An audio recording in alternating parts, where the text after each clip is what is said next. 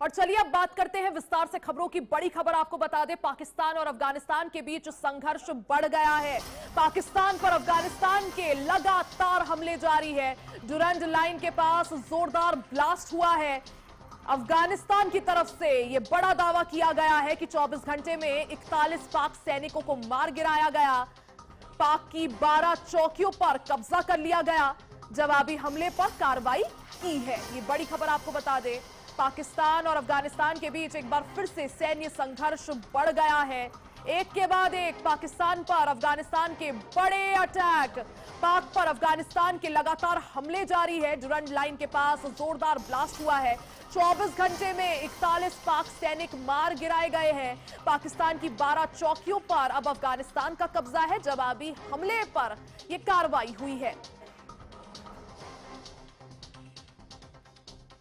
पाकिस्तान की 12 चौकियों पर अफगानिस्तान ने कब्जे का दावा किया है।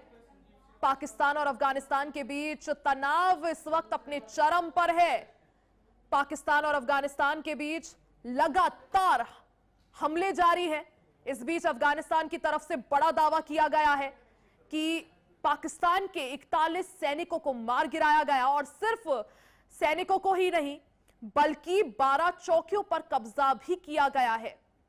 डुरंड लाइन को लेकर पाकिस्तान और अफगानिस्तान के बीच ये विवाद सदियों पुराना है। शुरुआत से ही, यानी जब से पाकिस्तान बना है तब से ही डुरंड लाइन को लेकर ये विवाद चलता आ रहा है। अफगानिस्तान ने कभी इसे एक बॉर्डर नहीं माना और पाकिस्तान की तरफ से जो वहां पर फेंसिंग की गई है उसे भी अफगानिस्तान अब धीरे धीरे करके उखाड़ फेंक रहा है।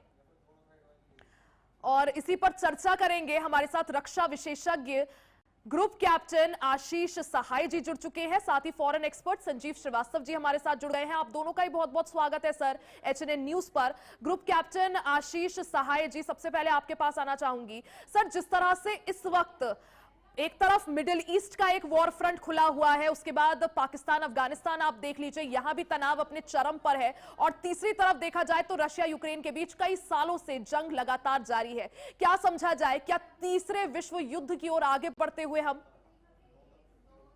रिया, विश्व युद्ध आफ्टर सेकेंड वर्ल्ड वॉर मतलब 45 में खत्म हुआ था, 1945 में। उसके बाद से ये रीजनल फाइट्स ज्यादा हैं। हम बहुत टेक्निकल जा रहे हैं। विश्व युद्ध का मतलब कि पूरी दुनिया दो खेमों में बंटकर लड़ाई कर रही है, जबकि ये Russia Ukraine, Pakistan Afghanistan, Iran Israel, ये लोकल रीजनल फाइट्स हैं। इनको टेक्निकली आप विश्व युद्ध नहीं कह सकते। हालांकि स्लैंग में पूरी मीडिया में दुनिया भर में इसके कयास जताए जा रहे हैं कि ये विश्व युद्ध की तरफ हम बढ़ रहे हैं। विश्व युद्ध का सिनेरियो तब आता जब रशिया यूक्रेन में यूरोपियन यूनियन पूरी तरह से यूक्रेन का साथ दे देता, नाटो यूक्रेन के साथ दे देता, और रशिया, चाइना, नॉर्थ कोरिया अपनी तरफ से एक बॉडी बनाकर आपस में लड़ते। मतलब कॉमन एजेंडा पे दोनों टीमें लड़ाई करें। यहाँ पे हर लोकल लड़ाइयां जो चल रही हैं, यूक्रेन रशिया हो या अफगानिस्तान पाकिस्तान हो या अभी ईरान और इजराइल एंड यूएस, ये विश्व युद्ध की टेक्निकल डेफिनेशन में नहीं आएंगे, लेकिन मुद्दे उतने ही बड़े हैं। Total fire power, total bombardments, total हथियारों के यूज, सेना के यूज, अगर आप वॉल्यूम देखेंगे तो ये एक विश्व युद्ध के बराबर है, सेकेंड वर्ल्ड वॉर के बराबर पहुंच गए होंगे, except the number of deaths, जो कि सेकेंड वर्ल्ड वॉर में चूंकि अमेरिका ने एटॉमिक वेपन यूज कर लिए थे हिरोशिमा और नागासाकी पे, तो अचानक जो टोटल लाइफ लॉस हुआ था वो बहुत लाखों में पहुंच गया था, जो कि अब के युद्धों में नहीं होता है जब तक कि एटॉमिक पावर अपना एटॉमिक वेपन यूज नहीं करेंगे। लेकिन उसके साथ के साथ ये भी देखें कि ये मुद्दा जो अफगानिस्तान पाकिस्तान जिसपे हम आज डिस्कशन कर रहे हैं बहुत पुराना है, और ये पाकिस्तान का बनाया हुआ मुद्दा है। पाकिस्तान उन 2-3 कंट्रीज जिसने सबसे पहले तालिबान को रिकॉग्नाइज किया था, और वही तालिबान आज TTP, TTA तरीके तालिबान पाकिस्तान उसी तालिबान का ऑफशूट है जिसको पाकिस्तान ने कुछ दशकों पहले रिकॉग्नाइज किया था।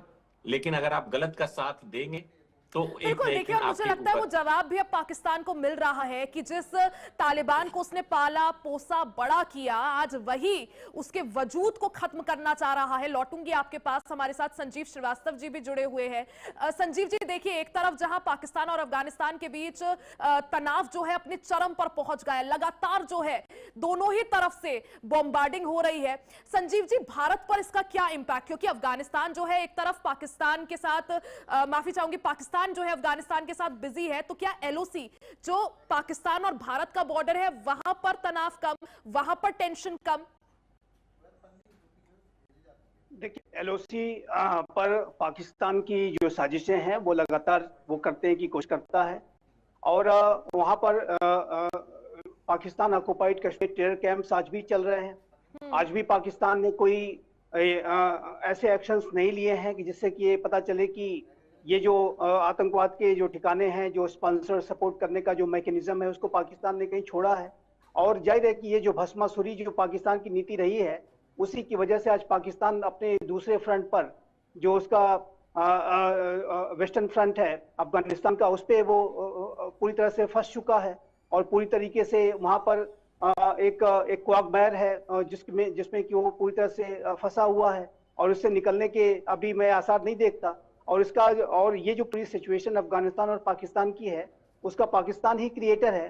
तालिबान को तो पाकिस्तान ने ही खड़ा किया था। ये पाकिस्तान का ही बनाया हुआ संगठन है तालिबान, जो कि पाकिस्तान ने ये सोच करके खड़ा किया था कि इसको हम अपने अफगानिस्तान को हम अपने स्ट्रेटेजिक बैकयार्ड के तौर पर इस्तेमाल करेंगे, स्ट्रेटेजिक डेप्थ हासिल करेंगे। कभी जब भारत से युद्ध होगा तो हम ये अफगानिस्तान का इस्तेमाल अपने स्ट्रेटेजिक डेप्थ के लिए, स्ट्रेटेजिक बैकयार्ड के तौर पर इस्तेमाल करेंगे। लेकिन मैं आपको, आपके दर्शकों को हिलरी क्लिंटन के शब्द याद दिलाता हूँ। हिलरी क्लिंटन ने पाकिस्तान की धरती पर जाकर के ये कहा था, और उस समय वो अमेरिका की सेक्रेटरी ऑफ स्टेट थी, उस समय कहा था कि यदि आप अपने बैकयार्ड में सांप पालोगे और ये सोचोगे कि सिर्फ ये पड़ोसियों को जाके डसेगा, तो ये ऐसा नहीं होने वाला, ये सांप आपको भी डस सकते हैं। और एग्जैक्टली वही हो रहा है। हिलरी क्लिंटन के जो शब्द हैं वो चरितार्थ हो गए हैं। और ये जो मंशा की है, इसको हम अपने बैकयार्ड के तौर पर इस्तेमाल करेंगे। आज देखिए उल्टी हो गई है सिचुएशन। ये जो पाकिस्तान बिल्कुल, और मुझे लगता है संजीव श्रीवास्तव जी, उसका नतीजा और परिणाम जो है पाकिस्तान अब भुगत भी रहा है। और सबके पास देखिए वो तस्वीरें वायरल हो रही हैं किस तरह से काफी भारी नुकसान पाकिस्तान में हुआ है, और अफगानिस्तान की तरफ से बड़े दावे भी किए जा रहे हैं। अभी जो लेटेस्ट अपडेट है इस पर वो यही है कि 41 पाक सैनिकों को मार गिराया है और 12 चौकियों पर कब्जा कर लिया है। लेकिन ग्रुप कैप्टन आशीष सहाय जी, आपसे समझना चाहूंगी सर, जिस तरह से देखिए दावे दोनों ही तरफ से हो रहा है, पाकिस्तान के अपने अलग दावे हैं, अफगानिस्तान के अपने अलग दावे हैं, लेकिन क्या समझा जाए, इसका सलूशन क्या? क्योंकि जो डुरंड लाइन को लेकर दोनों ही देशों के बीच विवाद है वो कोई आज का नहीं, बल्कि जैसा आपने भी कहा सदियों पुराना है। और अफगानिस्तान लगातार इस बात का जिक्र भी करता रहा है कि जो उनका पश्तून समुदाय है वो दो हिस्सों में बट गया है डुरंड लाइन की वजह से। पाकिस्तान फेंसिंग कराता है, अफगानिस्तान उसे उखाड़ फेंकता है।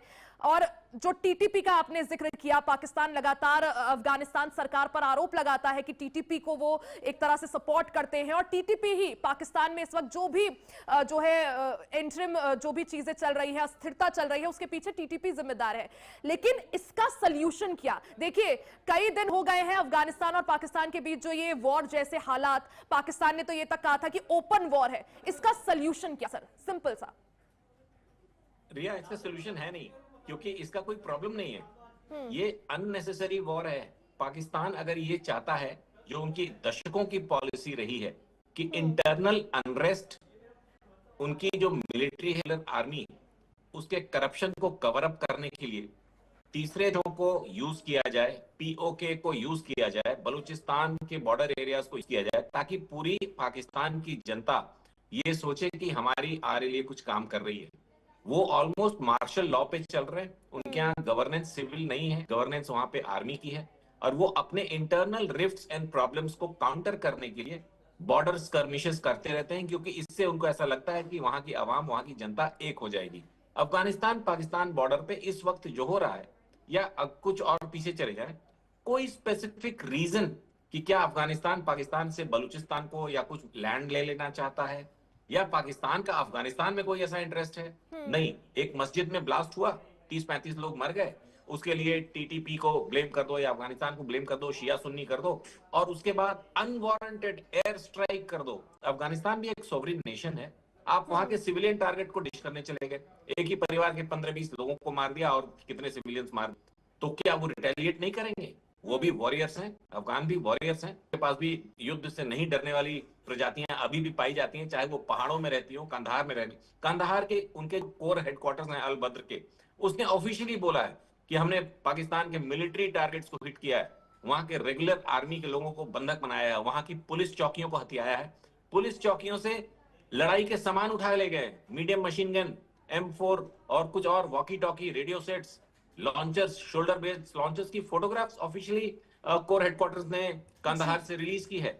और ये कंफर्म न्यूज है कि क्वेटा, जो कि बलूचिस्तान का हिस्सा है, वहां पे पाकिस्तान की आर्मी के कुछ पोस्ट को अफगानियों ने अच्छा खासा हमला किया था। न्यूज तो ये भी थी, जिसको पाकिस्तान डिनाई कर रहा है कि नूर और खान, पाकिस्तान की मुझे लगता है सर आदत है, वो कभी भी जो है अपनी गलती ना ही मानता है, वो हार भी जाए उन्हें तब भी लगता है कि वही जीते हैं। संजीव श्रीवास्तव जी, देखिए चाइना का काफी जो है निवेश भी है अफगानिस्तान में, अब ऐसे में क्या लगता है सर, क्या चाइना जो है मध्यस्थता के लिए आगे आएगा? देखिए, चाइना जरूर वो चाहेगा कि इस तरीके की सिचुएशन काम हो और उसमें दोनों के बीच में कोई सहमति बने, ये जो एक सीज फायर हो, इस तरीके की वो जरूर कोशिश करेगा। लेकिन चाइना एक ऐसा राष्ट्र है कि जो कि बेहद सेल्फ सेंट्रिक तरीके का व्यवहार करता है। चाइना के जब तक उसके कोर इंटरेस्ट इन्वॉल्व नहीं होते, तब तक वहां पर वो अपनी फिंगर्स जो है बर्न करने नहीं जाएगा। और चाइना भी इस बात को जानता है कि ये जो पूरी सिचुएशन है उसकी जेनेसिस क्या है, उसके पीछे का कारण क्या है। और देखिए, आपने एक बात जो आपने पूछा था ग्रुप कैप्टन साहब से, मैं इस बारे में कहना चाहता हूं कि ये जो इसका जो सलूशन अगर कुछ हो सकता है तो ये हो, और इस तरीके की सद्बुद्धि यदि कभी पाकिस्तान में हुक्मरानों में आए तो अच्छा होगा, लेकिन ऐसी आती हुई दूर दूर तक नहीं दिखाई देती जी। ये जो पाकिस्तान में जो पश्तून आबादी है, उसके प्रति पाकिस्तान को अपना ट्रीटमेंट सुधारना चाहिए। और ये जो पंजाब के पाकिस्तान के हुक्मरानों में और एक पंजाबी सुन्नी डोमिनेशन रहता है, और जिसकी की वजह से वो पश्तूनों को, बलूचों को, सिंधियों को और हमारे जो कश्मीरियों को सेकेंडरी ट्रीटमेंट देते हैं, उनको उसमें बदलना होगा। दूसरा, अफगान शरणार्थियों के साथ अच्छा ट्रीटमेंट करना होगा। जो बड़ी संख्या में अफगान शरणार्थी वहां पर आके रहते हैं, उनके साथ भी एक बेहतर ट्रीटमेंट करना होगा। तीसरा, ये जो अफगानिस्तान की जो तालिबान की सरकार है, वो भी डोनाल्ड लाइन को नहीं मानती है। किसी भी सरकार ने अफगानिस्तान की कभी भी डोनाल्ड लाइन को मान्यता नहीं दी। लेकिन आप यह बाढ़ लगाने का जो आपने काम किया, उसको जो पश्तून आबादी है वो एक डिवाइड एंड रूल के तहत एक साजिश के तौर पर देखती है। वो ये देखती है कि इस माध्यम से तो आपने जो क्लोजली नेटेड जो पश्तून आबादी अफगानिस्तान और पाकिस्तान की है, उसके बीच में अब दीवार खड़ी कर दी, भाई भाई को आपने एक दूसरे से अलग कर दिया, तो ऐसे में उनका रेसिस्टेंस तो होगा ही। तो इसी वजह से ये जो तालिबान की सरकार है वो भी लगातार इन बाढ़ को उखाड़ने का काम एक तरह से देखा जाए कि दोनों ही तरफ से ना ही कोई रुकने को तैयार है, ना ही कोई झुकने को तैयार है। लेकिन ये जो संघर्ष है, ये कहां जाकर थमता है, कितने और दिन चलता है और क्या इसके परिणाम निकलते हैं, भारत पर क्या इंपैक्ट रहता है, मुझे लगता है इस सब के लिए थोड़ा अभी वेट एंड वॉच की स्थिति। आप दोनों का ही बहुत बहुत शुक्रिया हमारे साथ जुड़ने के लिए और समय देने के लिए।